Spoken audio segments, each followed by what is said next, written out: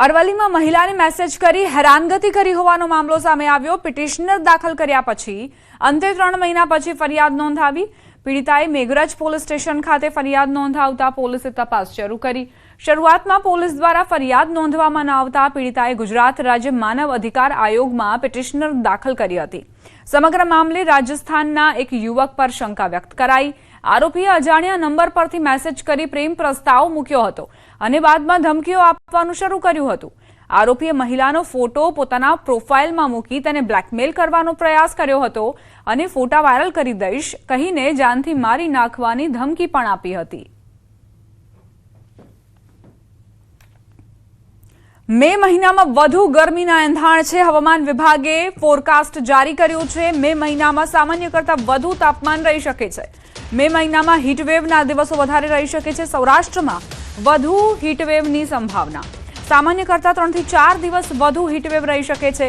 મે મહિનામાં વધુ પ્રમાણમાં પ્રી મોન્સૂન એક્ટિવિટી જોવા મળશે।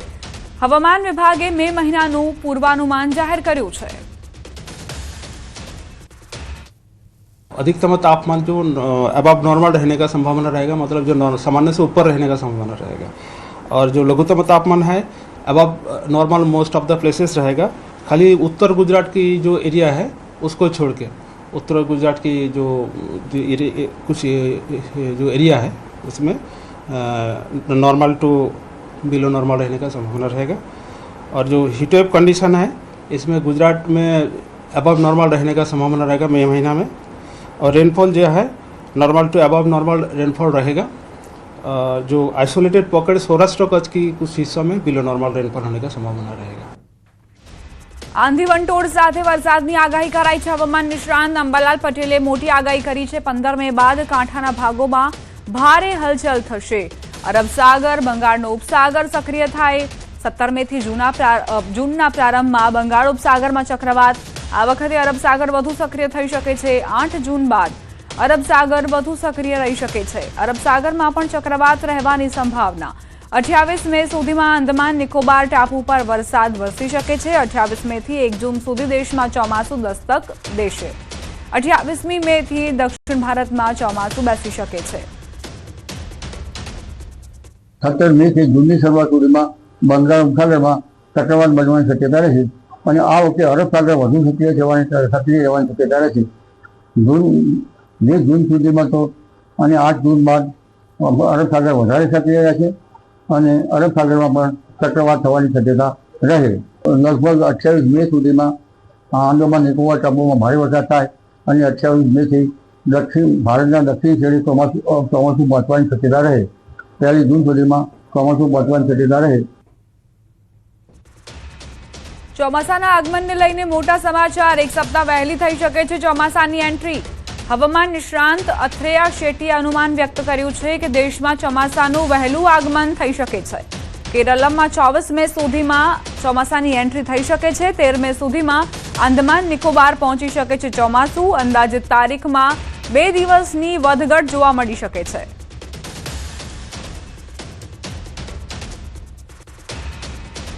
जो सामान्य प्री मानसून बारिश रहती है वो आ सकती है। और फिर अगर हम देखें तो क्योंकि फिर आखिर में जब तक मई के आखिर में मानसून केरल के आसपास पहुंचने की उम्मीद है तो फिर इसके बाद में अरब सागर में जो हलचल होगा उसके ऊपर से उसका असर पड़ेगा कि अभी अगले 15 दिन में मानसून अंडमान निकोबार तक पहुंच जाएगा।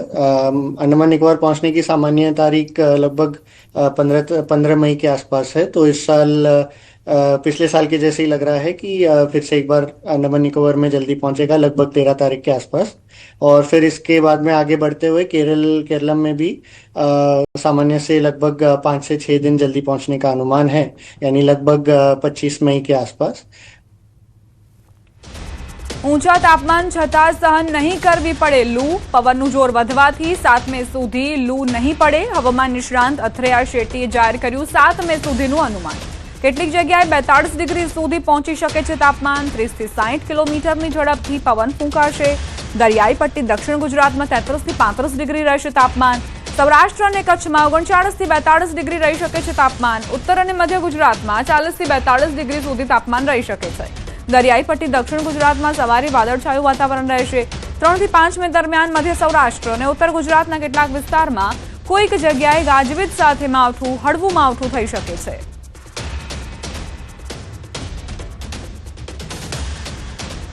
ચોમાસાને લઈને એક બાદ એક આગાહીકારો મોટી આગાહી કરી રહ્યા છે. આગાહીકાર રજનીકાંત લાલાણીની મોટી આગાહી પણ જાણી લઈએ. તેમનું કહેવું છે કે 6 થી 11 જૂનમાં વાવણી લાયક વરસાદ થશે. 26 જૂન સુધીમાં સમગ્ર ગુજરાતમાં ચોમાસું આવી જશે. આ વર્ષે વરસાદના 10 રાઉન્ડ રહેશે. આ વર્ષનું ચોમાસું 2015 જેવું રહેશે. 10 દિવસ સતત હેલી સ્વરૂપે વરસાદ વરસશે. સતત પડનારા વરસાદથી ઉત્પાદન પર અસર થશે. આમ તો મે મહિનામાં 25 થી 29 મેમાં આપણે અરબી સમુદ્રમાં હવાનું દબાણ સર્જાશે એટલે વરસાદ શરૂઆત આપણે ખાંભા, અમરેલી જિલ્લાનો લીલિયા, ગોંડલ સાઈડ એ બધે ચાલુ થઈ જશે. આ ઉપરાંત 6 થી 11 જૂનમાં પ્રથમ વાવણી થશે આપણે સમગ્ર સૌરાષ્ટ્રમાં. ત્યારબાદ 17 જૂનથી 26 જૂન આખા ગુજરાતમાં બધે વાવણી લાયક ખૂબ જ સારો વરસાદ થવાનો છે એ ગાળામાં. આમ તો આ વર્ષે વરસાદને જે 10 રાઉન્ડ છે આપણે સૌથી વધારે, જે આવું જ સમય 2015માં પણ આવું ચોમાસું આપણે આવ્યું હતું અને એની પહેલા 1995માં પણ જે ચોમાસું હતું એ જ પુનરાવર્તન આ વર્ષે 2026માં થઈ રહ્યું છે. એટલે પૂર વધારે 10 દિવસ સુધી સળંગ હેલીના રૂપમાં વરસાદ વરસે સમગ્ર ગુજરાતમાં.